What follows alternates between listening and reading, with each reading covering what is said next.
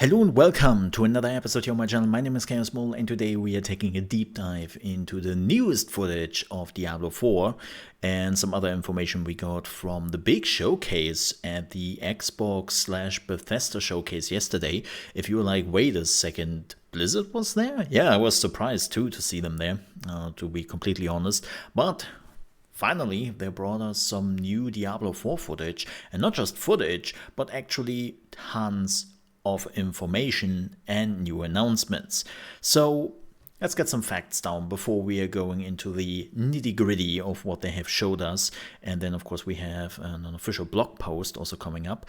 One last thing, this is just a trailer running in the background so that you don't have to stare at the black screen. The most important thing here is what I have to say. So yeah, that's a thing. First things first, some information. They have announced the Necromancer as the new class. You also see the Necromancer here a little bit in action.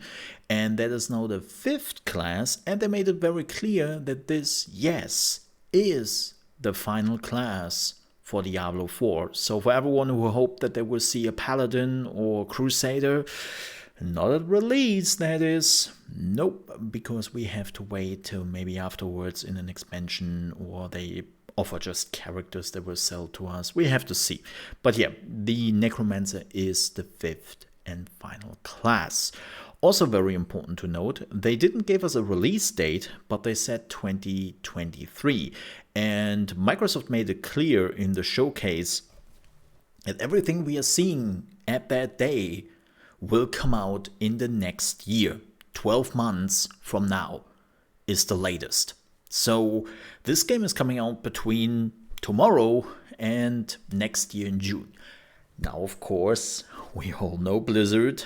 We have all been there with Blizzard. And Blizzard is still following the mantra of it's done when they at least feel like it. It's not done when it's done, more like when they feel like it's done. And so that can, of course, still mean that they will postpone the whole thing, right? So keep that in mind. The footage you were seeing here, also very important to note, was all recorded on the Xbox Series X. That's basically the first time we're seeing that. Looks pretty. And yeah, those are the facts, so to speak. And I would say we are jumping directly into some of the gameplay. And let's talk about the Necromancer. So the Necromancer was announced, and the Necromancer looks interesting. From what we have seen, it seems like as if the Necromancer is very much a melee mage. Of course, you still have your armies, like, don't you worry about that. And if you're wondering, hey Mole, I think you made the video disappear. No, I didn't make the video disappear. I was switching over to this. This is the official Necromancer blog post where they are going into the abilities and what to expect from the Necromancer.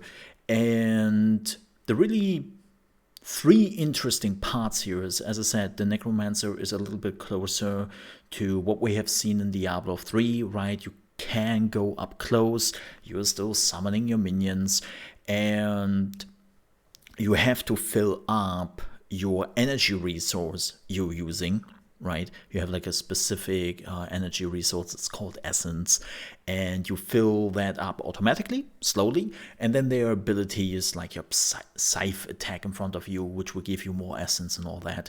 So if you have played the Necromancer in Diablo 3, there are a lot of similarities here. They will focus this time on the Bone, Shadow, and Blood playstyle. Those are your attacks. As you might remember, in Diablo 2 it was mostly poison and bone. And in Diablo 3 it was a mix of like bone and some shadow attacks and stuff like that. But shadow and definitely blood is one of the newest one. I can actually play some videos here where they're showing some of the new abilities. This is like the blood ability, right? Seems to be like a lot of life leech in those blood abilities. The same goes with like shadows, right? Shadows seems to be damage over time effects. There will be curses, yes, curses are back, so that is also pretty good news. And then one of the things they really want to focus on is the Book of the Dead. The Book of the Dead is something which was specifically tailored to the Necromancer, and this is where you can decide like which undead warriors you want to have with you, like skeletal warriors, skeleton mages, golems, right? And then you can swap them a little bit, you can upgrade them, you can change what they are looking for, what will happen if you sacrifice them. So managing your armies is still very important, and yes, you need corpses for that. It seems like the times are over where you can just snip with the finger and then some skeletal army is coming out of the ground and you're like, where do they come from? Probably took the railroad or the bus or whatever. Car share, who knows. And yeah, it seems like this time they really want to make sure that, yes, there are bodies lying around. You need those bodies to refresh your army. And I think that's pretty neat. The Necromancer looks pretty cool. Like, I love the idea that you have to be a little bit, or you don't have to, you can be a little bit closer to the enemy. So you might be a bit more beefier, right, than the mage. Well, Sork in this case, you know what I mean. And I'm cool with that. Like, I always like to play the Necromancer in 2. In Diablo 3, I have to say the Necromancer was alright. I think the one thing which never really sit with me was the idea that you had to pay $20 for it when they announced it, and it was literally one class, here's $20, and then enjoy. It's like, wait, what? So, yeah, but I can see that the Necromancer will be a favorite for a lot of people. They also seem to mix and match finally some things they had in Diablo 2 and they have seen in Diablo 3, and so they're bringing that together again. But enough of the Necromancer, let's talk about the rest of the features. We finally saw some more gameplay of it again. We saw some brief gameplay over the last year, but it wasn't really that much. I would actually go so far to say that this is like the most gameplay we have ever seen of Diablo 4, and it looks gorgeous. I still have to say I love the art.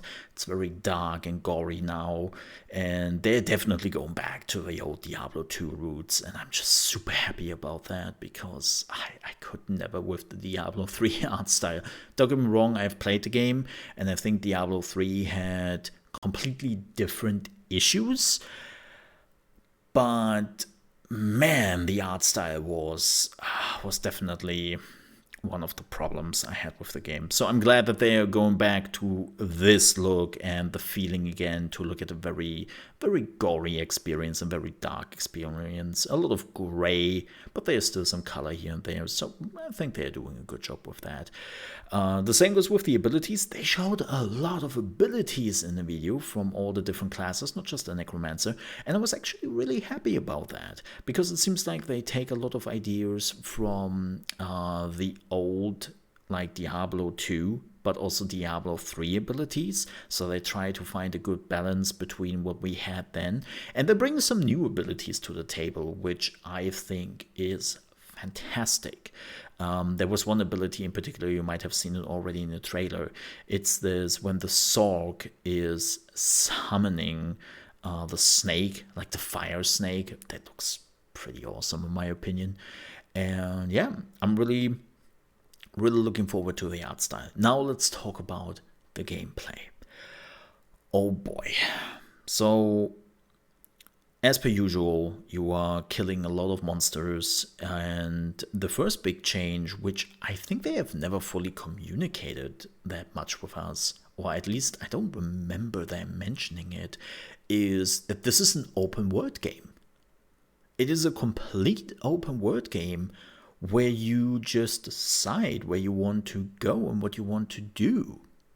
And that is a pretty big thing for Diablo, because keep in mind, every Diablo game was always about acts and like a very, yes, the areas were pretty big, but in the end, they were all linear, right? You would always end up at the same point as all the other players. Now, with a completely open world experience, you might do things differently. We have no clue how it will work. Maybe there's like level restrictions, right? Or maybe they're doing something Skyrim-esque where you can just, like the enemies are scaling with your level, or they're doing something that most of the areas are completely like open for you, but then there's this one last end area where you can really just go when you have reached like a certain point. They have also mentioned that they have over 150 dungeons where you can go to. You will of course find some loot there, you find some tough enemies there. There are also strongholds, as you can see right here in the background. When you destroy that or kill the last enemy, they can actually become friendly outposts where you can then do your trade or get some other missions, or maybe some dungeons will unlock there, which is pretty neat. Like the idea. So it really feels like you are changing the world a bit around you. I really hope, and I mean that, I really hope that this will not become like an Ubisoft thing, where you have to free 100 outposts and that's basically the gameplay loop. I hope not. They also showcase, which you can see here right now in the video, the like the world bosses. We have seen them before. This is just a new world boss with some new mechanics. Seems like a loot goblin which has finally enough of all the bullshit and is just spitting gold and has a golden chest as a weapon and whatnot. Looks fantastic. Which brings us to the shared world system. So this is also something they have not fully communicated, because maybe they didn't know which term they want to use for this, but they're using a shared world, which means you will see other players running around. No, it's not an MMO, because you don't have hundreds of players just chasing through the world, but you will have people just come in and jump out whenever the game feels fit or deems it necessary, right? And so something similar to Sea of Thieves. That's okay. I've seen this in Diablo Immortal as of late, that they have like the shared world experience. It was cool just having events popping up, some bosses popping up, and people are just coming together to do it together. Reminds me a lot of Lost Ark. Yeah, I said it. Like, the more I'm seeing of Diablo 4, the more I'm thinking, Lost Ark? Like, in a smaller format. Like, keep in mind, Lost Ark is a real MMO, and with gameplay mechanics focusing on that MMO experience. But it seems like they take definitely some cues here from what Lost Ark is and what Lost Ark does with the open world experience, with events and all that. So yeah, count me in. I'm cool with that. I mean, I love Lost Ark, so this could be fun. They also, and this is something very interesting, they also talked about the PvP a bit. So there will be specific areas on the map which will be marked as PvP areas. I know that some people have already said that, I don't like PvP, I don't want to do PvP, PvP sucks, meh. You don't have to go there. It's as simple as that. You do not have to go there, because they are specific areas. And what I really hope they are doing for PvP is, I'm hoping they're equalizing those areas. So when you are entering the area, everyone has the same level, everyone has the same equipment, gear, quality and whatnot, right? Like, all the numbers are equalized. This is something Lost Ark is doing, and it makes it so much more bearable, because in a lot of those games, like especially in an action RPG, items are king, right? And the moment you want to do PvP but you don't have the best in slot gear, you were screwed. And you don't even have a chance, you don't even have to try it. And I'm really hoping that they're equalizing the chances here a bit, and that people don't feel like they lost the fight because of the system, right? So I'm hoping that they are managing that as well. Then they briefly touched upon upon the end game, about the end game, on the end game. They talked about the end game. And there's not much to go by. They basically say that the Paragon system will have a comeback. They showed it quite briefly. It looks like a lot of choices. So it's not just a moment where you're leveling up and then get some more stats, but you actually have to make some choices, it seems, which I'm really cool with. I think that the Paragon system was actually one of the very few ideas Blizzard had in Diablo 3, which were pretty good. Yeah, so I want to see more of it. And then there will be more dungeons, more boss fights, and more enemies in general, so everything will be a little bit harder. What they seem to do, and this is something they haven't really talked about yet, but it seems very likely that they are giving up on the multiple playthrough mechanic. So instead of just you're playing it out on normal, right? Then you're switching to Nightmare, then you're switching to Hell mode or whatever. It seems like those times are actually over, which I'm okay with. I was never really a fan of this. Yes, play our game 3 times before you then really can do the end game, right? This is one of the things I loved in Diablo 3, even though I don't really have much to love there, was the whole Explorer system. When you have played the campaign once, you can now just jump into this Explorer thing where you don't have to play through the campaign again. It's one of the things which annoys me a little bit in Path of Exile, that you have to play the campaign over and over again when the new season starts. And yes, I know it can be done quickly, I'm aware of it, but it's just like, after you have played the campaign 80 times, and that's not even me like exaggerating here, but literally 80 times, it becomes a bit stale. It becomes a little bit stale here. So yeah, it seems like you only have to play it once. I wonder what you have to do with the other classes, but we will see about that. So far, I really love this. I really do. I know there might be a lot of details, but I think one of the biggest takeaways here is when Diablo 3, I played the Family and Friends Alpha back in the day, I felt not good about the game. I saw the trailers and I felt like, ooh, this is rough. This is not what I anticipated. And then, of course, I tricked myself to tell myself, like, hey, it's Blizzard. They know what they're doing. No, they don't. But it was this moment where it was just like, yeah, Diablo 3 looks really rough. And the game came out and it was a complete shit show on so many levels, where I was really concerned for Diablo 4. When they announced Diablo 4, my first reaction was, meh.